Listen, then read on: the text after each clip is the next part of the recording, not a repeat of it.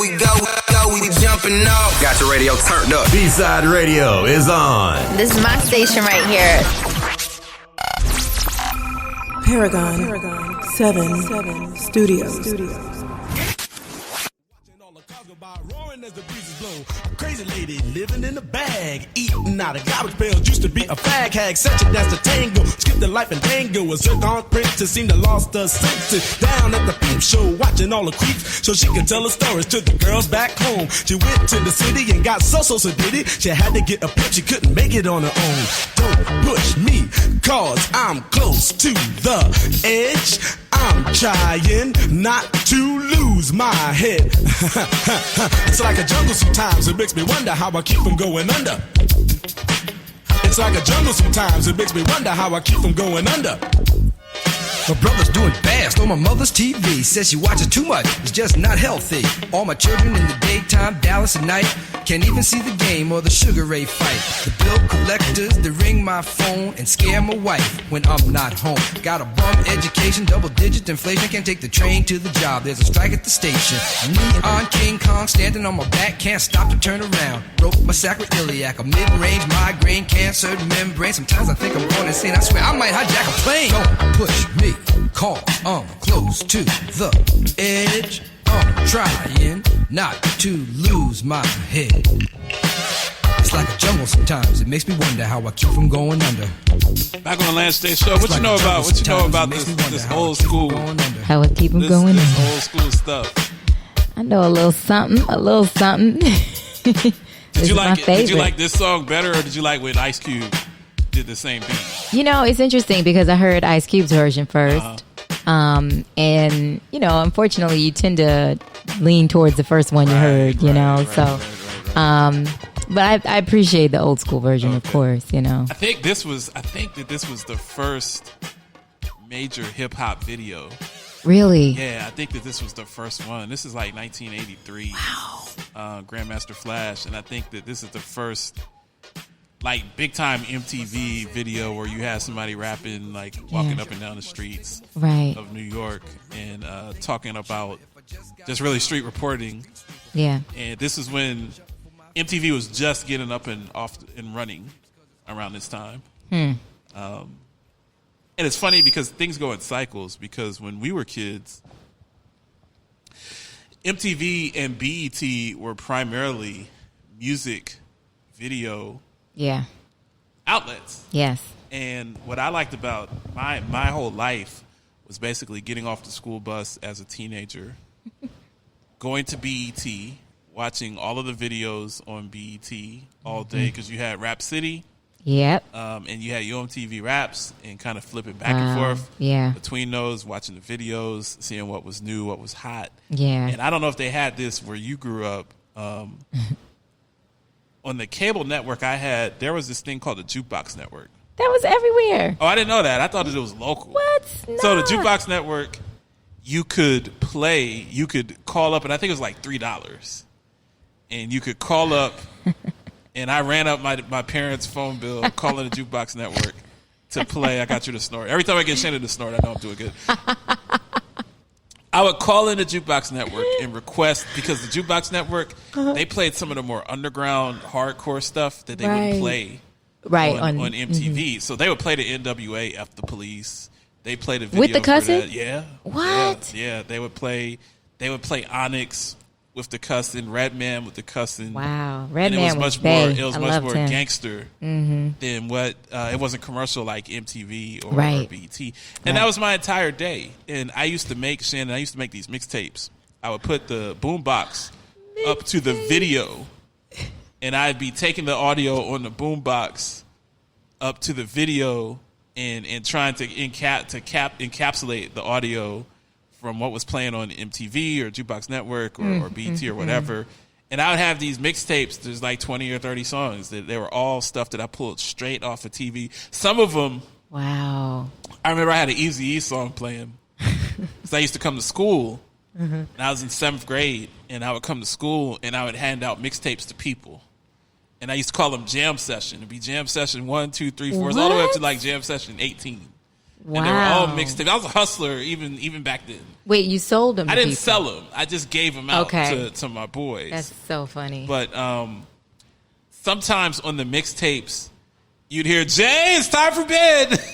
Because you could hear, because it was just an audio directly. So my mom would be calling down. I'd be in the basement at the house putting these mixtapes together, and you could hear my mom. She'd be in the middle of NWA, Straight Outta Compton, where it says, Straight Outta Compton, it's the crazy brother named Jay, it's time to go to bed. and that would be on the mixtapes. But that's one of my stories about just the love for the music. Yo. Doing these mixtapes and getting my mom being a guest appearance on the mixtapes. And it's the same spirit that I bring to doing the show 30 years later. But yeah, it was that was a great time. But now cyclically, somewhere around after the time that we finished college, like in 2003, early 2004, MTV went full Jersey Shore. They went into that. Yeah. BET went into College Hill. You had all of the reality TV that was starting, and that kind of took over. And now you don't see any music played on BET or MTV at all anymore. Right. It's all reality TV, catfish about the people that have these fake girlfriends and boyfriends.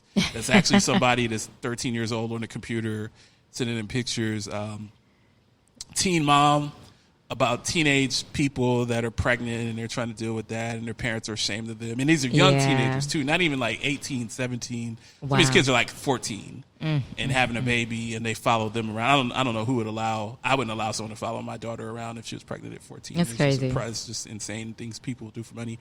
BET, they got into politics for a while, and they had Tavis Smiley was real big on BET, but then he was pinching everybody on the bottom, so he was one of the original Me Too people, so that kind of ruined Tavis Smiley.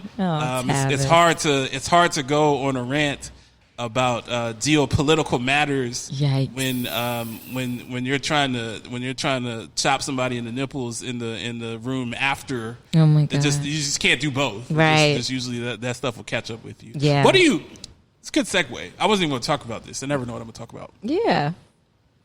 You're a model. You're beautiful. Thank you. And a great person. What do you think about all of this Me Too stuff? I know that we're a little late to the party. We've talked about it off air. Right. But what do you think about Me Too? I've always felt there's illegal stuff. Like if somebody touches you, that's illegal. They should get what's coming to them. Right. If someone Bill Cosby's you, and you wake up and they're zipping up their pants, disgusting. They should go to jail and throw away the key. I don't care. It's disgusting. I don't care if you did produce a different world. In the moment when Dwayne Wade and Whitley, when she ran down the aisle from Byron, and left Byron for Dwayne Wade, and then Byron ultimately got married and had a daughter named Olivia Pope, was on the show later. I don't care if you produce that. If you're roofing people, that probably wanted to sleep with you anyway, right? But you had to have full control because you're just a sick MF. Yes, you deserve to rot in jail, even if you are 80 and blind. I don't care. Yeah, there's a statute of limitation. There's no statute of limitation on that. Exactly. So you deserve to go to jail. I agree. But sometimes you're just a douchebag. I don't know if you should go to jail for being a douchebag. Yep. Like if you're just barking and saying, "Hey Shannon, could you take your top off?" I'd really like that. That would make me a douchebag. Right. You should slap me and never do the show again. But right. I don't think I should go to jail for that. I don't think that that's a jailable offense. Now we've talked on the show. I would never come at Shannon like that for a myriad of reasons, starting with the fact that she has people in her family that would toe tag me and anyone else for doing that. So I've said, don't come at Shannon. You don't want to do that. It's going to end very badly for you if you come incorrectly at Shannon because she has some people in her family that really love her. But just being a jerk or being, a guy or being a bad guy, I'm not condoning it, but I don't think that it's a jailable offense. And it seems with Me Too, they're pulling this stuff out from people and it's just completely ruining their reputation 30 years ago for things that are not illegal. That bothers me. Yeah. It's it's a fine line because I do agree completely. I don't even count the times that I've come in contact with an asshole that says some crazy shit and maybe people I'm on come a at shoot you like that, really? Oh, of course. Oh, okay. wow. I don't think there's a woman on the planet that doesn't experience this kind of shit. Wow. I don't know if it happens often for everyone, but I would be very hard pressed to find a woman who it has not happened to, for sure. Oh. I don't log it in my Rolodex. It's just okay. He's weird. I just kind of, to me, it doesn't. I don't take it seriously. I think it's silly, you know? Okay, you said something off the wall. Okay, whatever. If you say something disrespectful, I'm going to put you in your place, obviously. But to me, that's because I've grown to be an assertive kind of person. I can laugh stuff off. Things do not really get under my skin. I'm not a very sensitive person. So, but when you do have somebody that's sensitive, it might be a little different. And so I can speak for myself, but I really can't speak for, somebody who feels like they don't have a choice but to do something like that because this is the only job that they're going to get all year. You know what I'm saying? So there's a couple sides to it. So is it in your modeling life or your personal life? Both. Oh, both. okay. Absolutely both. Okay. I could walk in a restaurant or like just I can see the personal life, stuff. but I would think the modeling life is off limits because it's business. Off limits for who? I mean, because it's business. I mean, it's just if someone comes at a model in a lewd. Now I get if you're 18, 19 and young and in the business, then people are a little bit more able. But you're 26, and as a grown 26-year-old woman that just happened to go to school with me a year behind me because you skipped a lot of grades, you're not going to put up with any of that foolishness because you're wiser. Is there HR? Do people get called out? Like, can someone get fired for that, or is it just part of the culture? Do the ladies just learn to take it? Because I'm surprised. I could see someone rolling up on you in a restaurant in Soho, and trying to get the digits and talking crazy with the yo shorty or whatever they say in New York. Son, Kiko, done. I don't know what New York's saying, but it's interesting because my industry is full of contractors, So I'm a contractor. I show up to a job. I'm a contractor there. The photographer was contracted out, The only people that aren't contracted out is the clients who are the producers. You know what I'm saying? They're the ones that booked everybody there. So the thing just becomes how assertive the model is, or say the PA gets, felt up or something like that. She can decide to keep it to herself, which many of these women did. Wow, really felt up. Yeah, whatever, Wow. felt up or, whichever. Like, I'm not trying to be naive. I just wouldn't think that people it. do that in a business context. But I have managed people, and I've seen. Have you heard of Terry Richardson? I've seen people try. I've seen people say stuff, but actually take the liberty to touch. Now, I mean, the president of the United States said that he likes to touch women and grab pussy, right? In model situations that are dressing and undressing. Yeah. But at least he owns the whole thing. And I can but I'm talking about just guy that's back there doing whatever he does. I mean, that just seems very icky. I don't know if he knows disgusting. Any better than to not own it. I don't think he knows like that you're not supposed to, So are you a Me Too supporter, or or do you think that? I'm a Me Too supporter to a certain degree. I think okay. it went too far. I think you do think it went too far? I do think it went too far. I think that, but I think it's balanced out now. You know, it. Do you think everyone there? Because it seems like no one has ever Me Too Brad Pitt or Idris Elba or Idris. I don't know how his name is pronounced. I think it's Idris. Okay, I've never heard of their names. It seems like the really handsome Will Smith's name has never come up in any of that. Because they're men. Men are dogs. I mean, it's not. They're not any less dogs than some of these other people. Yeah. But it just seems a little bit out of whack. It just doesn't. And I'm not being. So you're saying. So let me spell this out. Right. That's what you're saying. You're saying that the quote unquote less attractive men are the ones who get called out for the same behavior that possibly a more attractive guy is doing. Well, I think when it gets into forcible, that's a whole different story. That's illegal. Right. And that's everyone. I don't care who it is. If you're forcing yourself on someone, then you should be dealt with in court and civilly. I'm talking about. I see a lot of these Me Too's, like the Matt Lauer. These are just really bad people that were trying to come on to people, and they were barking like a dog and saying lewd things and disgusting things, abusing their power. That's rotten. Yeah, I don't know if it's illegal. Right. People deserve to have their reputation kind of smashed over it. But I don't know if I would say that those things are illegal. There's a difference between something that's illegal and something that's highly immoral. So when you're talking about illegal, you're talking about Harvey Weinstein. Like who went to jail for this specific thing? Harvey Weinstein, and I'm not an expert. I mean, I believe he was convicted of rape. I think. So anything that involves anything in that genre, no tolerance. People should go to jail the rest of their lives. But there were a lot of his accusers didn't have the meat of So in those cases, if somebody made you feel uncomfortable, that's not illegal. Right. Should he go to jail for trying to put someone on the casting couch and say, hey, if you want this part, you got to have sex with me?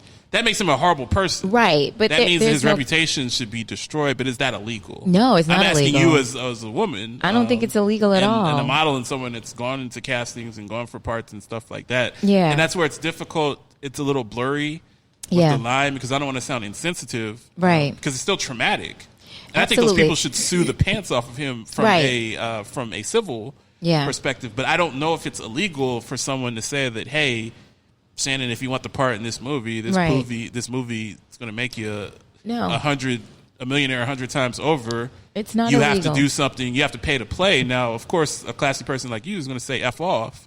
But is it illegal to do that? Is it illegal to do that? It's not illegal. Immoral, I'm not saying okay. I'm not saying it shouldn't be illegal. Got it. But it currently is not illegal, and they can't prosecute for that.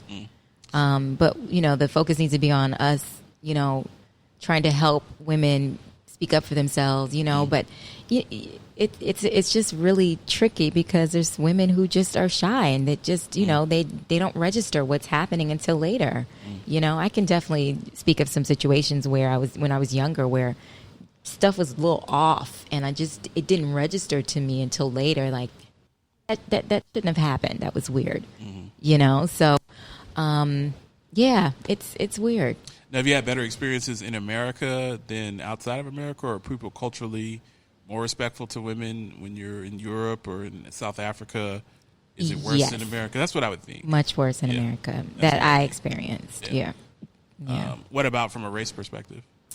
In terms of black women considered to be easier targets for using them sexually to get what you want so they can get what they want, or is it just sleazy across the board? I think it's sleazy across the board. Wow. I think maybe, I don't know. I think black women have, been more victims from black men and interesting.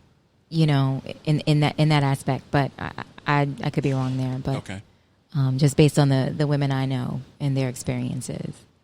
Well, I appreciate your willingness to throw Bill Cosby under the bus, because I don't get a lot of that. I've been ripped on the show a lot. For talking about him. I don't get it. I'm sorry. You're assassinating the character. He assassinated his own character. Yes, he did. I'm not assassinating his character. Exactly. You should read the transcripts. Yeah. See, I read the transcripts where he admitted exactly. to many of his crimes. And this whole narrative that this is a conspiracy against Bill Cosby because he was going to buy NBC. Guys, I'm so sorry.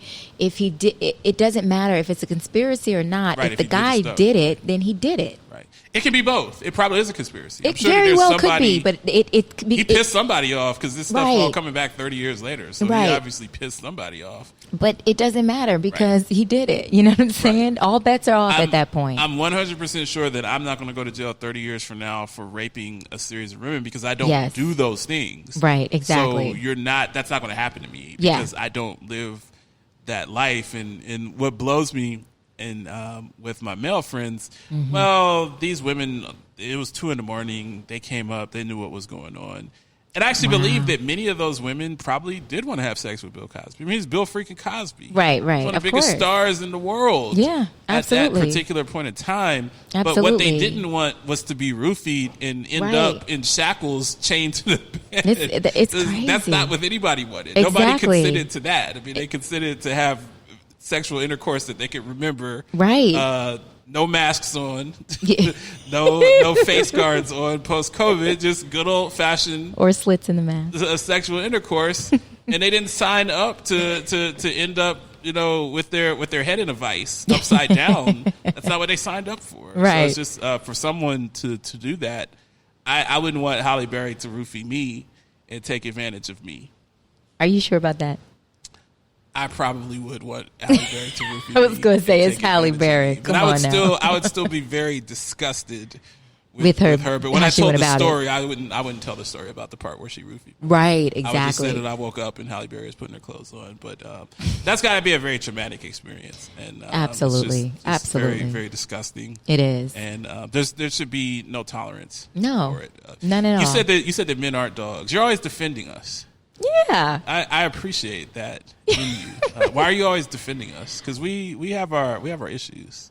Women have our issues as well. I think that, men get a bad rap. Some of it is deserved. Some of it has come down from just the basic misunderstanding of the male species. And, I take, a lot of interest in just understanding people in general and why people are the way they are and why people, behave the way they do. And there's a book called Why Men Don't Listen and Women Can't Read Maps. Brilliant book. And it to me explained so much about the differences of men and women. And I think that, a lot of the men are dogs kind of thing comes from just not understanding what's happening. And I feel that men have a difficult time emoting and explaining their feelings and saying things. So then they act out in other ways. I'm not condoning it. I'm not condoning that behavior at all. I don't put up with it myself. Right. But they have issues with, saying what the issue is in the relationship. So then they go and act out we have these issues. So, but I don't it's think funny it because comes from... when I've talked to you off air, and I'm not going to put your personal business out there because you're off the record, but you have told me in relationships things that men have done that you just said, can't do it. Yeah. And it was never anything superficial. It wasn't like he wore that shirt and I was just No, or definitely he gained 3 pounds and them abs weren't looking good and I was just like, I can't do it. You've never said anything like that. No. It was always something with the character. I don't think I've ever been with a guy that has like strong abs. I'm not into abs. It was always the way that he treated someone or treated you or projected his essence onto others. And when it wasn't right, you were like, yuck. Yeah. I'm out. Yeah. So exactly. I just find that funny because you've talked about your own quirks and things. Yeah. And it's never anything superficial. It's always at least what you've discussed with me. It's always character. It's never been superficial. Yeah. So I think that we as men, we can be jerks, but sometimes we think that we're not. We think that we're doing it right. Right. Exactly. We're not doing it right. Right. But you mean and that's well. Where it gets very confusing. You mean well, and it's just, we got to figure out better ways to communicate between the sexes. That's really what it boils down to. What are some of the things that you've used? Because you seem to be pretty effective in communicating, from what I've observed. You're pretty straightforward with what. I grew to that. I was not always like that. My go-to was just disappear and never talk to you again, and that's how I dealt with it as an adult. A ghoster, all right. Oh, I was a notorious ghoster. I am not proud of that, but that is how I handled everything. Okay. Yeah, it was awful. I don't think that that's a bad thing. If someone's really in some situations, you feel bad, it's not. Yeah, in some situations, you got to it's get not. out of there. Yeah, but then you can communicate. Hey, you're making me feel bad. Okay. I always communicated at least once. Okay. You had, I think I was a one strike, you're out. 1 strike and you're out. Yeah. But the second time I wouldn't say, hey, you did it again, I'm leaving. I just disappeared. Like, to me, I don't need to explain it to you. Would people try to hunt you down or? Yeah. But this is applicable to female friends as well? Yep. You're just a ghoster across the board. Yeah, I've been a notorious ghoster across the board, and I am not any longer. I'm very proud to say I am a recovering healing. yeah. Continuing to heal. Absolutely. That's awesome. Absolutely. Face it head on. I'm not a ghoster as much as I'm a very diabolical at times because I can be your friend and decide that I hate you. What? But I keep you around because I'm looking to tear you apart from within. And that's something I've really had to, as I've grown and been blessed with some success, you realize that the best success is just, the best revenge is just living your life and doing well and being happy. Because that bile, even if you get people back, you're still storing that bile, so you end up hurting yourself. Absolutely. I've seen people literally ruin their lives because they wanted to ruin someone else's life. Yeah. And they spent years ruining someone else's life, and it actually ruined, like when the bomb blew up, they were collateral damage. Absolutely. In ruining someone's life. So it's just like, okay, well, you ruined that B's life because you hated her, and but your life is bleeped up too. Exactly. So who's winning? Who's really winning or losing on this? Exactly. But exactly. That's where I need help and healing. I mean, I get mad at people, and I start putting the thoughts together and just say that let's get on a 36-month plan and let's get some revenge. 36-month plan. And I've got to do better than that. We're up against the break. Yep. We'll come back and do one more segment. We'll be back. More than Lance J Show. You're listening to the Lance J Radio Network.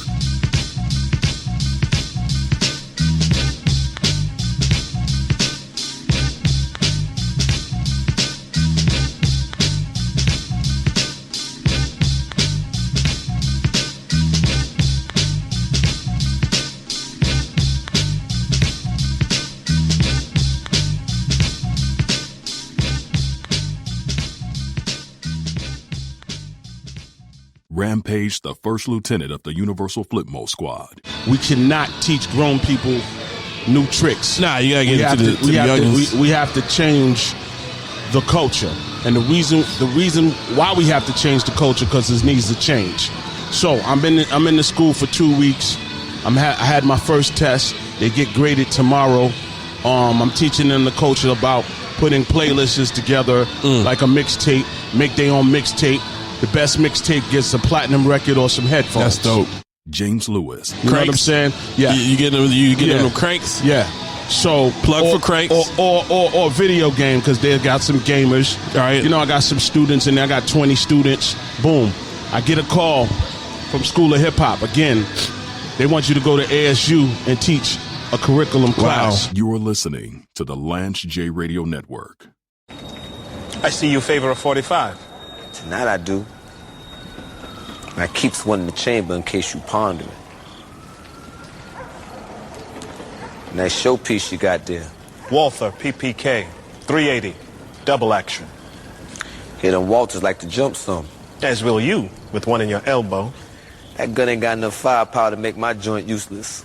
It definitely won't stop me from emptying out half my mag. You might not hit me. This range? And this caliber? Even if I miss, I can't miss. I admire a man with confidence. You're listening to the Lance J Radio Network. FreeAgentRadio.com. Free to play what we want, free to say what we want. FreeAgentRadio.com. Beat rocked and dropped the beat. You're listening to the Lance J Radio Network. Okay, let's begin. Here it is. Here it is. If I had to go to a deserted island, and I could take one album with me to listen to the rest of my life, it would be Mecca and the Soul Brother. I love you to death, cousin. What's going on with you, bro? It's that return of that 12, buddy. You know, it all started from Heavy D. He started, everything. And I was basically under him. And, he believed in what I was doing and stuff. And we worked together and experimented and, decided to, do music together.